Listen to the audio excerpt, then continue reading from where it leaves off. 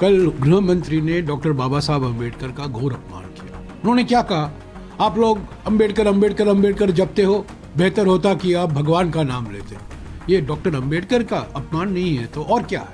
बाबा साहब अम्बेडकर के जीते जी कांग्रेस पार्टी ने अम्बेडकर जी का कैसा अपमान किया। बाबा साहब को जीते जी और बाबा साहब परिनिर्वाण होने के बाद भी इतने साल तक कांग्रेस पार्टी ने भारत रत्न से नहीं नवाजा गया।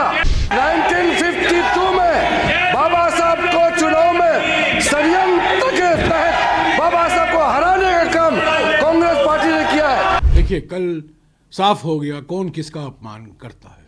कल गृह मंत्री ने डॉक्टर बाबा साहब अम्बेडकर का घोर अपमान किया। उन्होंने क्या कहा? आप लोग अम्बेडकर अम्बेडकर अम्बेडकर जपते हो, बेहतर होता कि आप भगवान का नाम लेते। ये डॉक्टर अम्बेडकर का अपमान नहीं है तो और क्या है? तो असली बात यह है कि बीजेपी प्रधानमंत्री गृह मंत्री डॉक्टर बाबा साहब अम्बेडकर का अपमान करते रहते हैं और इल्ज़ाम लगाते हैं कांग्रेस पार्टी पर। और दूसरी बात, पहली संशोधन की बात है। पहली संशोधन में क्या हुआ? 1951 में जून 18 को पहला संशोधन लाया गया संविधान में। वो उसमें 3 नए अनुच्छेद लाए गए संविधान में। एक 15(4). 15(4) क्या कहता है? क्योंकि सुप्रीम कोर्ट ने आरक्षण को खारिज कर दिया था, रद्द कर दिया था, 15(4) को लाना पड़ा। यानी कि अनुसूचित जाति, अनुसूचित जनजाति और ओबीसी वर्गों के लिए शिक्षा के स्थानों में आरक्षण का प्रावधान मिले। ये 15(4) कहता है, पहले संशोधन। दूसरा 19(2) जो फ्रीडम ऑफ स्पीच पर कोई रीजनेबल रिस्ट्रिक्शन लगाई गई है। असली बात यह है कि 3 जुलाई 1950 को सरदार पटेल ने जवाहरलाल नेहरू को एक खत लिखा था और उन्होंने, ये खत मेरे पास है, 3 जुलाई 2000, 4 पन्ने का खत है और इसमें साफ कहते हैं सांप्रदायिक प्रचार से हमें लड़ना है। सांप्रदायिक प्रचार का हमें सामना करना पड़ा, ये सबसे बड़ी चुनौती है। और उन्होंने श्यामा प्रसाद मुखर्जी का नाम भी लिया है और वो कहते हैं कि my own feeling is that very soon we will have to sit down and consider constitutional amendments. 3 जुलाई 1950 सरदार पटेल जवाहरलाल नेहरू जी को लिखते हैं कि संविधान का संशोधन होना जरूरी है क्योंकि सांप्रदायिक प्रचार भयंकर तरीके से फैलाया जा रहा है।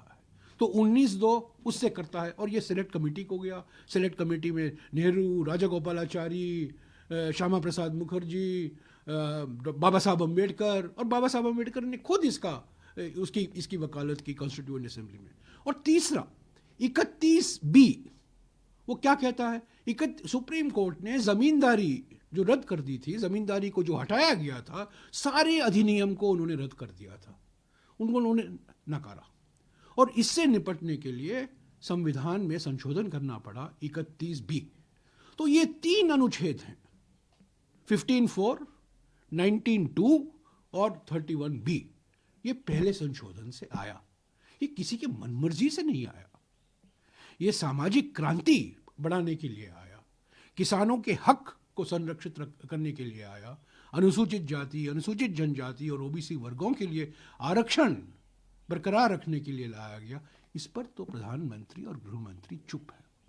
वो गलती से भी ये 2 लोग सच नहीं बोल सकते, बार बार झूठ बोल रहे, झूठ की गंगा बहा रहे थे।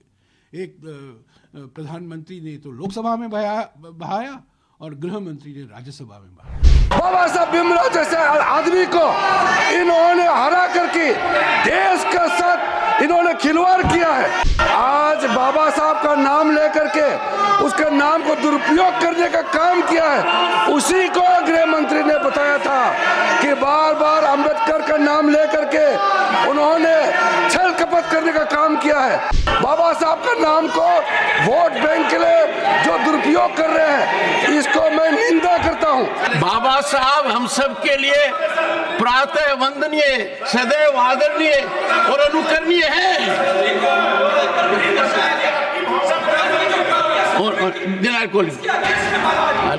Honourable minister, honourable chairman sir, कल बहुत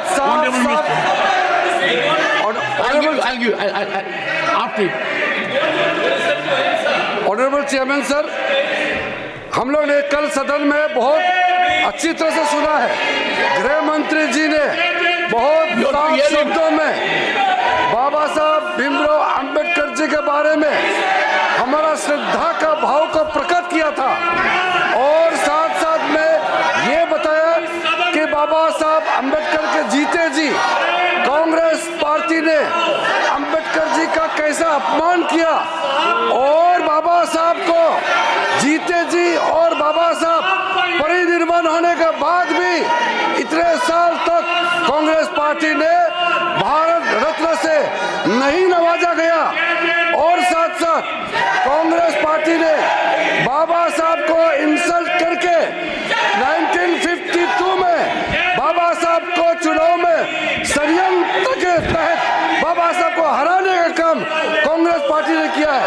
1952 के बाद फिर दोबारा जब बाई इलेक्शन हुआ, उस बाई इलेक्शन में भी कांग्रेस पार्टी ने विदर्भ में बाबा साहब को फिर से हराया है।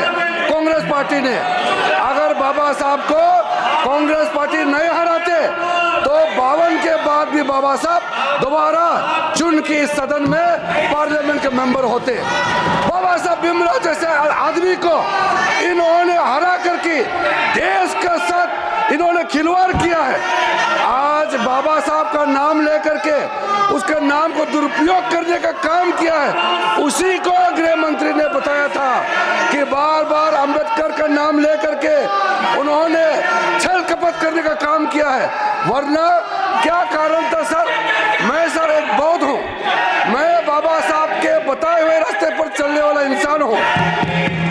इस देश में बाबा साहब ने 1951 में कानून मंत्री के पद से इस्तीफा दिया था। 71 साल बाद प्रधानमंत्री मोदी जी ने एक दूसरा बौद्ध को कानून मंत्री बनाया है। आप लोगों को याद नहीं आया? मोदी सत्य बाबा साहब भीमराव अंबेडकर के बताए हुए रास्ते पे हम लोग चलते हैं, आप लोग नहीं चलते हैं। सर ये लोग ढोंग कर रहे हैं, मैं कड़ी आपत्ति करता हूँ। बाबा साहब का नाम को वोट बैंक के लिए जो दुरुपयोग कर रहे हैं, इसको मैं निंदा करता हूँ। और आज मैं अध्यक्ष सभापति महोदय जी, मैं फिर से आपको कहना चाहता हूँ, जो 5 तीर्थ स्थल आदरणीय प्रधानमंत्री मोदी जी के नेतृत्व में बाबा साहब अम्बेडकर जी के नाम में जो आज काम चल रहे हैं, उसका 2026 में मुंबई के